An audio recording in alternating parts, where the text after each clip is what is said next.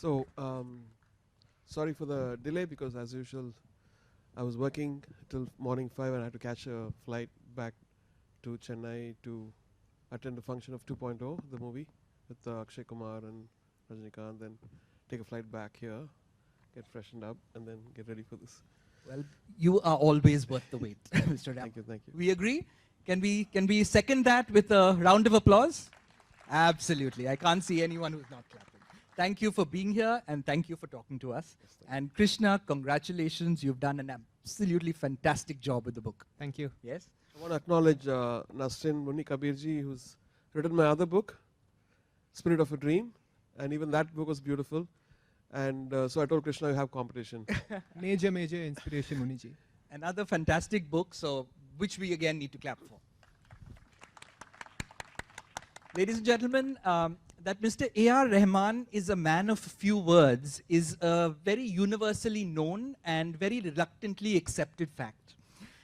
In journalistic circles, much as we'd all love to meet, talk to, and write about this superbly talented man who has made us all so proud, from a journalist's point of view, interviewing A.R. Rahman is still considered a challenge. Will he speak? Will he not? Will he answer in monosyllables? And if he does, how will I flesh out my 600 words? I first met A.R. Rahman as a 21-year-old young journalist at a recording studio where Subhash Ghai was recording Tal.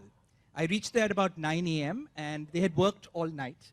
And I was introduced to Mr. Rahman. And suddenly, a family friend turned up. Singer Sukhwinder was known to the family at that time. And in his true Punjabi style, he said, Rahman sir, ye hamare ghar ka bachcha hai, isse baat kijiye. The monosyllables I expected that day turned the 600-word copy into a 750-word copy. So ladies and gentlemen, today I'm going to try and work that magic again and get Rahman sir to talk. And I hope it works. In case it doesn't, I'm going to enlist Krishna, who's done a 400-page book, tumbling out parts of A.R. Rahman's life that we really didn't know about. Mr. Rahman, I'm going to start with you. Being the supremely private person that you are, what made you accept the fact that you would authorize a biography? I think my life keeps changing. When I started, I couldn't articulate my words. I couldn't articulate my sentences, or it couldn't keep up with my mind. So my mind was faster than my, intellect. So I thought speaking less is better and working more was better. And I think in music, before you could tell something, you can do with your fingers and your heart. And I believe that. And anyway, the people are not interested in listening to my words. They were more interested in my music, and that was convenient for me so far. But things have changed now. Because when you write a story, which I started writing when all these long travels led me to experience many things in life, see the other side of Earth, and study and see this world turning into something else. And which forced me to, the humanity inside me forced me to start writing characters. And also, instead of complaining about filmmakers I've worked with some amazing filmmakers, I'm very grateful to them, but I also felt that more could be done because of what I learned from the Western world in a way, in London West End or Broadway or in Hollywood. And so that led me to, why can't we do movies like this? Or can we have a character like this? And so, that will force me to challenge myself to produce something else, some other music. Whether they like it or not, I don't know. But so that led me to 99 Songs, the first movie. No, that's absolutely fantastic. Yeah. And we're going to talk about the films because that's one part of your life we know such little about. And we look forward, of course, to the movie.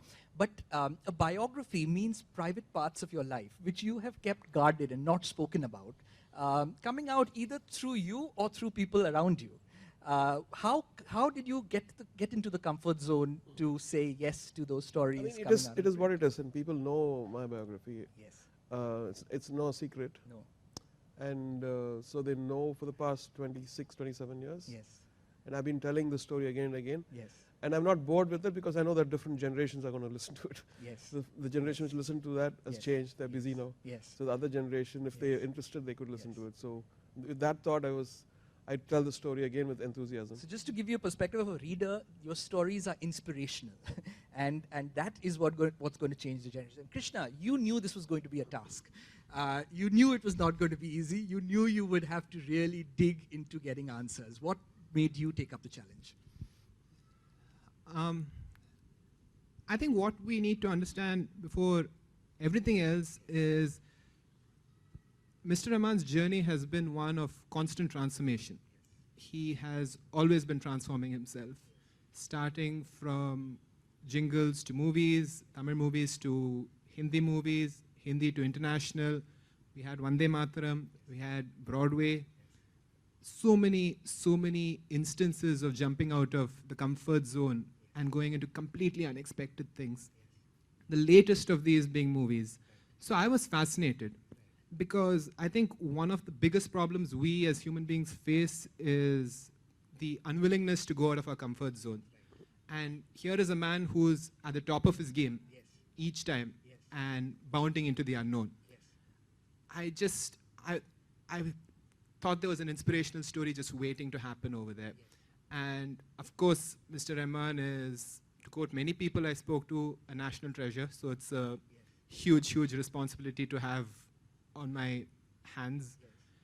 But I thought I wanted to do this because, as he said, there are many generations that have been and many generations to come that need the inspiration that you can find in his life.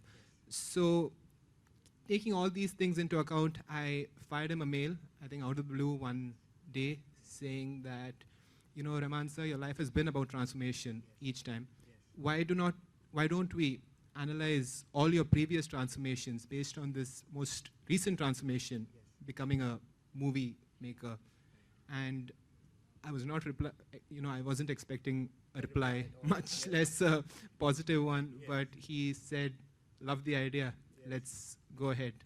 And that's how it started. Coming from my perspective, I always want to see more writers in India write our stories, and because you always get inspired by world culture, world literature and everything. We have great literature too in our own languages, regional languages.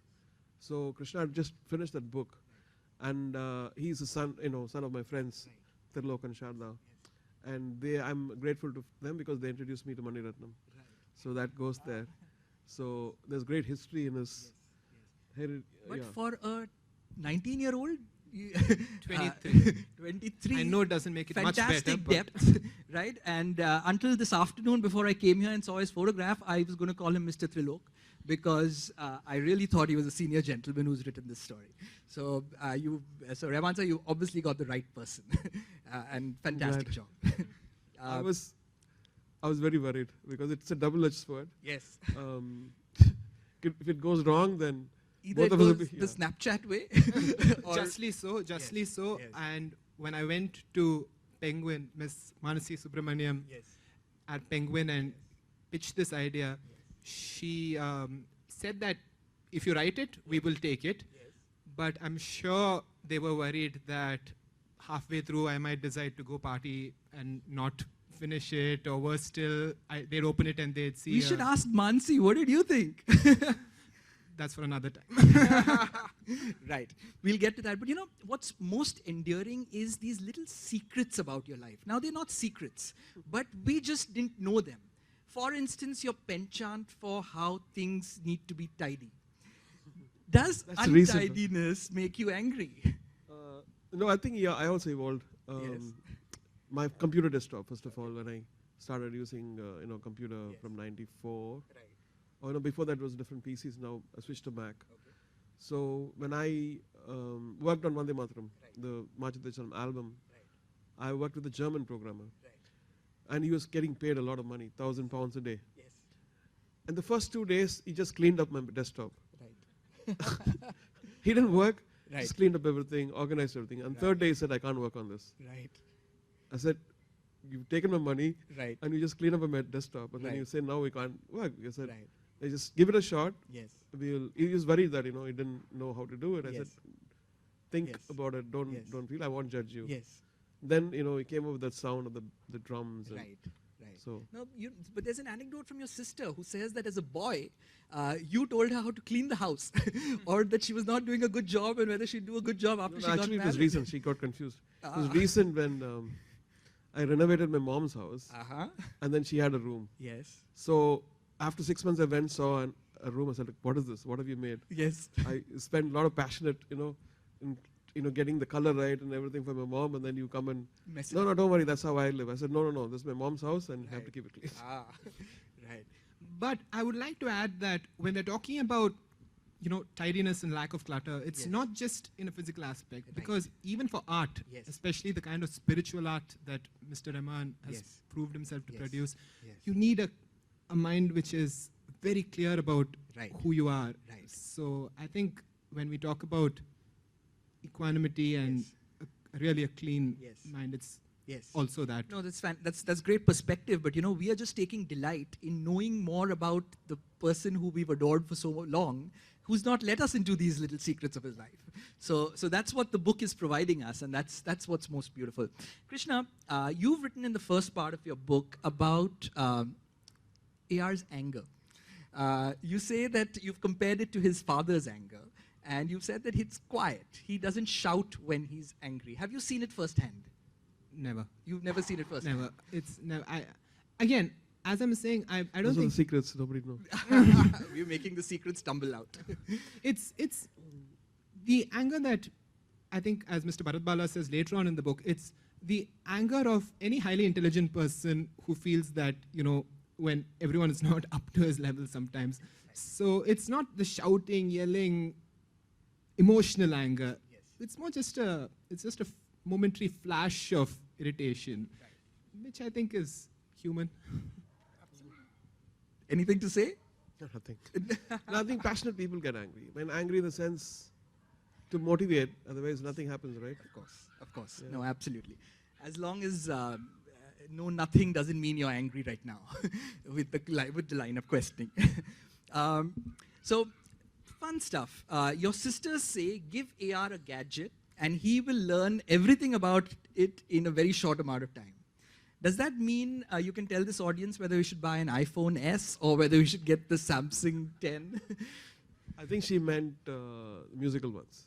Of Right. course, if you look at the phone thing, I try to learn the most complex, synthesizer with algorithms and Yes. FM synthesis and, Yes. you Yes. resynthesis and everything. Yes. But it took me a year to learn the iPhone because my brain refused to learn more. I said, keep that. I'll use them. But we also know you enjoy playing with drones, and you crashed your first one. I crashed 5. You've crashed Not 5. not on anybody's head, but Excellent.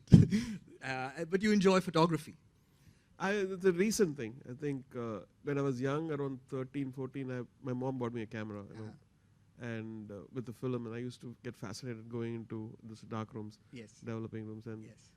and then that I think stayed. Yes.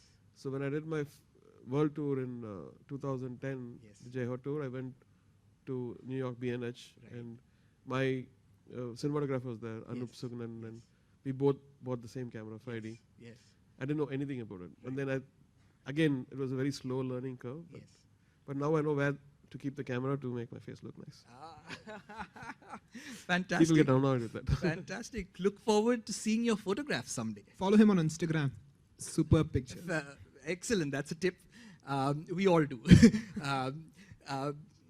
Mr. Rahman, let's talk about your films. It's a part we don't know too much about. It's a new facet of your life. You've taken this jump when everything couldn't have been going better in music. Tell us a little bit about each of the 3 films. 2? 3? One Heart Lamask. One Heart. One Heart was more, so we were touring and then we said, okay, let's film this and became a movie called One Heart. Okay. And so I was also building my studio YM. I was building a sound stage and then we bought cameras, and so just because, back in Hollywood, the past 6 years from 2010 to 2009, 2015, I would go for a lot of workshops, and I had a lot of time to kill because Hollywood movies you can't work on anything else. So I would finish those movies in 3 months, but I'll have time for other things. So I was trying to be true to the contract. Don't work on anything else. And so that led to 99 songs, search for the director, and then learning all the things. So I'm not like a fool when they talk about green screen or compositing or editing or anything. I know a bit of it. So yeah, just so that the storytelling and what I want in the end and makes sense rather than somebody telling no, this is not possible or this can't be done. Right. So I can name drop something and say okay, something. Right. So it's about bettering your knowledge. Then AR brought in VR, the virtual reality film, Le Masque, which we want to see, and we are waiting for it to finally be able to see it. Yeah. It actually is a casual conversation. My wife, amazing wife, she loves perfumes. And one day we were just chatting and said, you're producing movies, why don't you do something on perfume, she said. And Yes. it's a good idea. Yes. And so we don't have anything to lose. We'll build a theater with all this perfume stuff, and then we'll put it on the screenplay. And Yes. I asked some of my friends, and they said it's possible. Yes. But the conversation ended because the government changed or something Okay. in America. Okay. Right. And so I came back, and then same friend Shankar, who's heads the company called Odyssey Headphones. Yes. So he gave me a VR, the first VR device, Right. which I was not interested. I was not going to put this thing on my head. Right. But then when I checked out what it did emotionally, the pictures and the way we felt, which was really, really real. Yes. Then I was thinking, I was on a cruise with Yes. the amazing Paul Allen, who just passed away in the East, Brunei and Malaysia and Vietnam. Right. So in the middle of the sea, where they had an amazing team of people Yes. and scientists and Yes. Stevie Wonder, Quincy Yes. Jones, Tarantino, all in the, Yes. we were all traveling together. Yes. In the middle of the sea, I got this idea. I was like, why don't we? Oh, I sent an email to Grace Boyle Okay. Yes. and Danny Boyle's daughter, and she Yes. said she's working on, a company called Feelies, where they have olfactory and everything on VR. Okay. So they said, I have the story. Yes. Can we convert this instead of building a theater Yes. into VR? She said, Yes. yeah, we can do that. Yes. We'll work with lab. Yes. And so everything fell into place. Then the idea, Intel heard the idea, said, we want to support this. Yes. So it had its own Yes. nurturing. A lot of Yes. people said suddenly jumping into it, I want to be in it, I want to be in it. Yes. And so me not being in any of the, I had this screenplay writer from CalArts called Gurachi, Okay. and he wrote the screenplay, and then we test shot. So all this Yes. without knowing anything. Right. Well, that's fantastic. Everything happened, That's and we absolutely shot fantastic. 40-minute Yes. whole story Yes. with dummies, like Yes. non-actors. And it's something you're happy with. You're happy. And then we Yes. played this to people, and then the way they reacted made us feel like, okay, now let's do the real thing. Right. And so we auditioned Yes. around 700 people Right. Wow. all over the world, and then we finally found. So we also auditioned Marina, and she didn't have the passport, unfortunately. Then we got us. So two of them. Then Yes. we selected the French actress Nora Yes. Arnesidar. Right. So after filming, Yes. we went to the heart of filmmaking, Italy, Yes. where people are passionate about lenses Yes. and so they said, what are you doing? Yes. I said, it's a VR movie. Yes. And they were like, we know what to do. Yes. And then everything they would say, we'll say the opposite thing, because this is not film, this is a VR. Yes. The lights have to be different. Yes. And so it was a beautiful, exchange. Yes. And they finally made me do, like a workshop in the Rome Film University about this one, and Right. all that happened. Right. Right. And I didn't know that in VR it takes so much time for post-production. So we finished it in 2016, and we're almost at the 95% of Okay. the post-production. Okay. And so this movie, we can ask question, where will it release? All those Yes. questions are, Yes. we need to create a whole new way of, installing Viewing. this. Yes. And it's not like, unfortunately, this is not a group experience like Yes. how movies are. Yes. But I think it's a very personal experience, Right. and it's day by day, people are becoming more sympathetic towards the project because they're all, I mean, all the people who have seen the prelude, the trailer, have been asking for when is it going to release. This is one project we want. Because some of the people have already watched the hands off VR. Yes, there are people. Most of the people who thought that, okay, it's just a passing phase. But once they see our project, they feel like this should be the first one which releases. And, you know, so we're lucky that we made the right decisions and we're almost there. Krishna, don't you think this man sitting in between us is sometimes a little more younger and more cutting edge than we think we can be? Oh, for sure, no doubt about it. I think it's an example of how much we miss out on sometimes because we are so caught up in our own lives.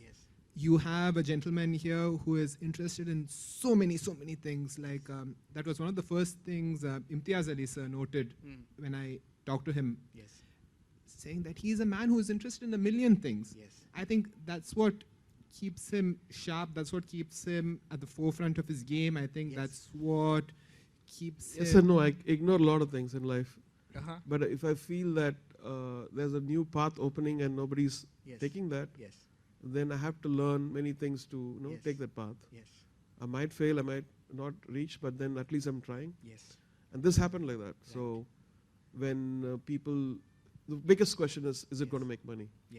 And if I thought about that, buying my first computer in '84, or going into movies, or going to West End, nothing would have happened. Or signing on Slumdog Millionaire. These were all completely opposite to what commercial things were. Absolutely. But the learning experience is priceless. And that's the thing. I think it's not about money. It's not about, but what you experience. Sometimes I sit with a fakir and listen to his stories, and I feel I've read 100 books worth of things which taught me by these few words. And so these are the things which Google doesn't tell you.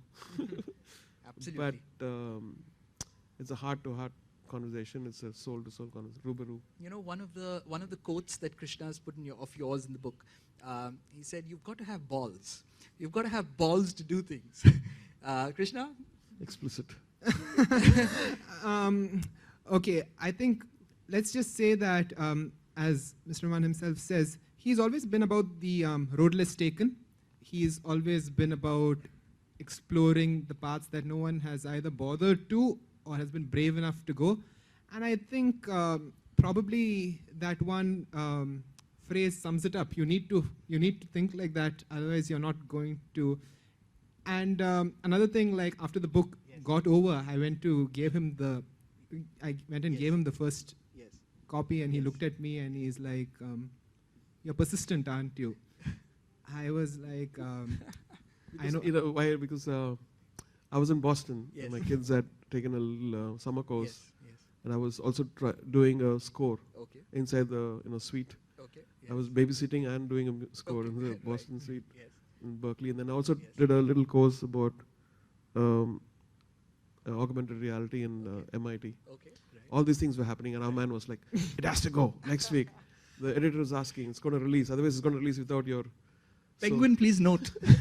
So I said, okay, now I've done all this. In the night, let me come on Skype, and my time, 10 o'clock was his time, 12 o'clock or something. So he would come on Skype and then read the thing. I said, let's not put this, it'll be controversial. Let's keep it neutral. Certain things, we took it out. And he was too honest about it. I said, no. Respect. So this is a small chat we had just before. Before. Krishna, what do you have to say? I think so. The entire final round of vetting happened over Skype, which was quite an interesting experience because he was like, "Okay, sir, I'll take it out. Just let me release the book." Not just that. I was, to quote sir, being persistent already. I did not want to be even more persistent and say that no, we have to have this kind of thing. But I think. But it was an interesting experience because I was sitting and I was actually like reading out portions, like sir winning the Oscar. I was reading that out to him, and I remember when I was a kid and I was watching that, and it was a surreal moment to actually read that out to him while he's looking at me was quite something. And So that's how the final process happened. I read out the entire thing, and he was remarkably alert. I mean, after you hear just text being read and read like that, you can just lose hold of what's happening. But he was just on it, and he knew and all his criticisms, I think, were creative criticisms. Right. I have to beg to differ there, because he always said that you can write this better. He was like, he was always more of a literary guide than, he was not like, don't put this. He was like, you can put this better. Right. So I think that positivity was quite amazing. I was pretty moved when the first 3 chapters. Yes. I was really moved. I was sold because I heard from other people. I read them read, and they were Yes. giving me suggestions. Yes. But then when I heard, it's like, this is happening. Yes. This guy's on the Yes. right track. But then let's make it better. Yes. I mean, sometimes less said is better than Yes. blah, blah, blah. So we just, yeah. Yeah, No. I tend to talk a lot, so I can. No, it's good, right? I mean, Yes, right. no, but well, both of you have obviously got some connect, and you'll have collaborated into a fantastic book. So that's something that that is going to continue getting reviews. This little talk about having guts and doing things that are unusual goes also hand in hand with something you say, that you don't do anything for fame necessarily. It is not about getting. I had fame when I was 13, so Yes. Yes. it doesn't matter for me. Yes. And What if a film or an experiment you tried doesn't work? Or many doesn't times it's not succeed? worked. Many Yes. times it's not worked. Yes. It's fine. How do you take that? Do you take that in stride? Uh, Do you move on to the next thing immediately? No, because that teaches you to be better next time. Yes. Yes. You're jumping, and then Yes. you get stronger, then you jump better. Absolutely. Absolutely. And because there are many factors, Yes. and these force you to learn. Yes. And before Roja, I did an album called Set Me Free with a lady called Shubha. Yes. And many things went wrong in this. My fault. And technically. Yes. And then because of that whole process of retrying, doing Roja was a piece of cake. Because I tried everything and knew exactly nobody could. And people who came in to sing said, oh, it's not going to work. Because you're trying, it's a very small recorder, the quality won't match. Right. Film, you need this quality, and they were all. Right. I said, okay. And then I did what I was doing. Right. So it's about learning from things that don't Yeah, work. confidence also. In Ram- same way with the VR thing. Right. We had not done the previous. Yes. I had a lot of showdowns actually. The main artists were like rebelling one day before, saying, what is the script? I don't understand, this is not going to work. Right. Then we had to go back and say, this is going to work because we tried Yes. and tested it. Yes. And it is for VR, it is not for normal. So Right. the screenplay has to be in this way. Right. And after we started, they were cool. Right. And, Right. and yeah. Well, fantastic. We look forward to that. But one thing we're all going to see is 99 Songs, the romantic musical, a fairy tale. And I believe it has a little piece of your heart. Tell us about that. When you look at international movies, almost every movie is about a loser. And a poet or a musician always has to be a loser. He's kicked out of his house, and his wife runs away, or he gets into drugs, and finally there's a funeral. And or he's begging on the streets. So that's a very perverted way of looking at a musician. I felt like musicians are now, kind of ruling.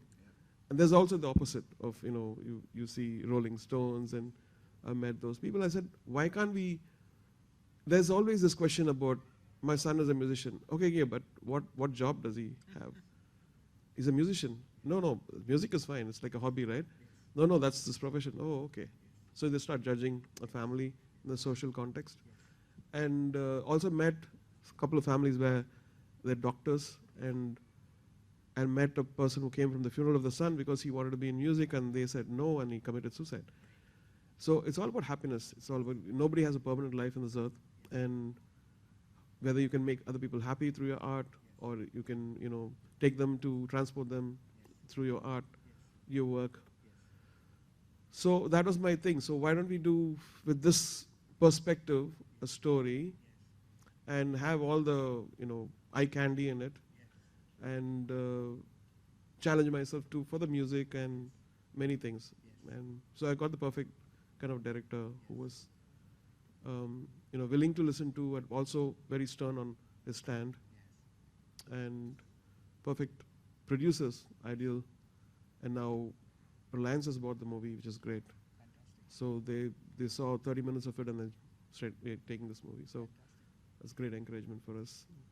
We see it how soon? Next year. Fantastic. So looking forward to that. Now getting to certain sensitive things. Krishna, you've written about a fairly sensitive topic in the first few pages of the book, first 20 pages, the conversion of embracing Islam by AR and his family. How difficult was it for you to understand the emotion and then translate it to a book so Actually, sensitive? I understood completely.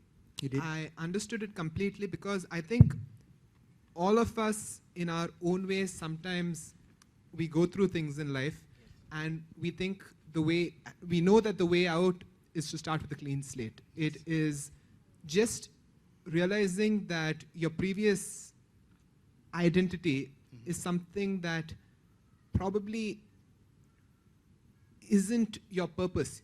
To find your purpose, that isn't the identity that you're supposed to have. There's nothing wrong with it. Yeah. There's nothing wrong with it. But it's just that to set you on the path that you finally are supposed to take, that's not the identity you need. Yes. So I think it can be a guru that we find, a school of thought that we are harboring. It could be an institution we're working in. It could be the kind of profession that we've taken up. It could be anything, but everything that we think defines us, but there is something missing. There's something that's not giving us that peace. It's not giving us that way forward to where we're supposed to go. Sure. So at some point, you just have to realize that you need to change yourself. Yes. You need to embrace Yes. a new way of life. AR, I know this is personal, but there's Clark Kent and Superman. Is there's a part of Islam that you follow that is very middle of the road. It's very tolerant. There's an incident in the book where Rajiv Menon and you go out in the middle of the night looking for food. And you're looking for halal food, he's looking for beer with his food, right? And you probably find it at the same restaurant. In today's times, how important is it not to impose one's belief and one's faith onto another?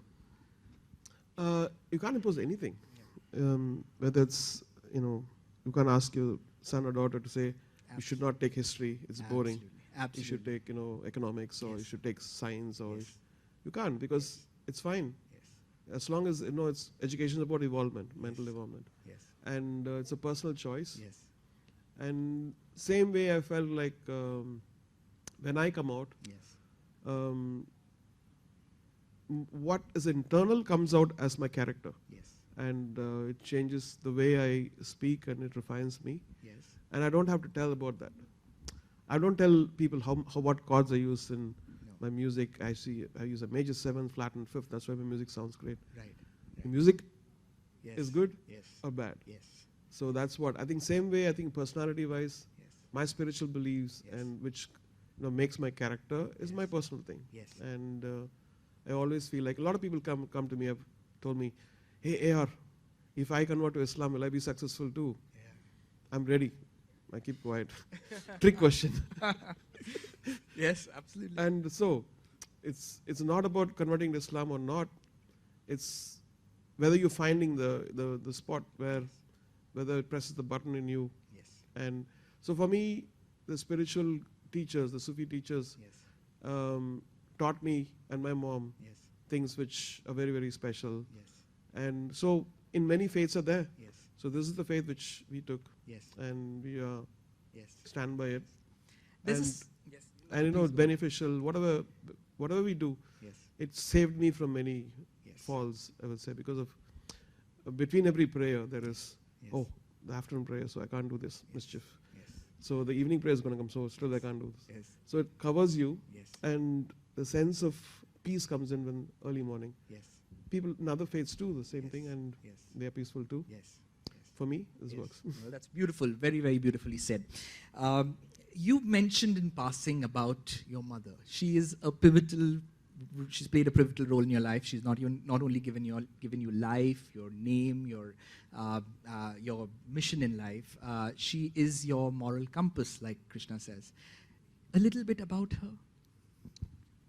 So my mom is, I mean, I've told many times that one basic decision she did was, you have to do music because your father did music and you are very opposite to other families. And she, I think, stood by that, and this is what you should do, because she felt that this is going to work for me. And if I think about that's one of the major decisions of my life. She had doubted that and said, no, you should do a job, you should study and become an accountant or something, I would have been finished. Nothing wrong with accountants, they're very important. But Krishna, why am I getting the feeling that behind all the quiet, there is a strong opinion maker in A.R. Rahman? There was Sufism you mentioned in the book, where you said spirituality is leaning towards Sufism. You want to tell us a little more about that? I think, there is a line that I very consciously put in the book, which is that Mr. Rahman, for him, spirituality is not something which is but one aspect of his life. It's something that seeps into every aspect of his life, starting from his work to how he interacts with people to everything.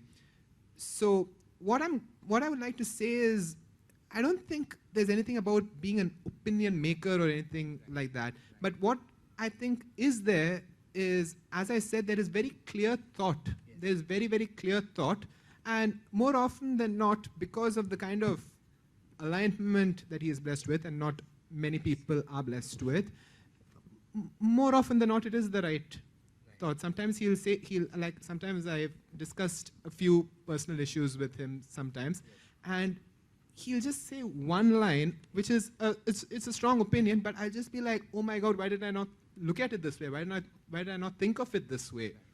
How did I miss this? So that definitely comes from Sufism, from spirituality, which is a very, very, very beautiful way of looking at the world. Right. And one of my biggest intentions was, which is why I've dedicated, I've put an entire phase of the book which deals with that. Because I think if a lot more people do think this way, if a lot of they incorporate it into their lives, I think this world would be a much, much better place. So, I think there's a lot to learn, and thank you very, very much. It's been absolutely fantastic. There's one request that I'm going to make on behalf of this audience. Mr. Rahman, if we are going to have you on stage with us, can we have you hum something? This is not the best weather in Mumbai, but we would, whatever you want. It'll just make our evening. It's a celebratory time. Krishna's done a fantastic job. It's there in the book that he doesn't like doing it. So that's an exception I'm going to make. And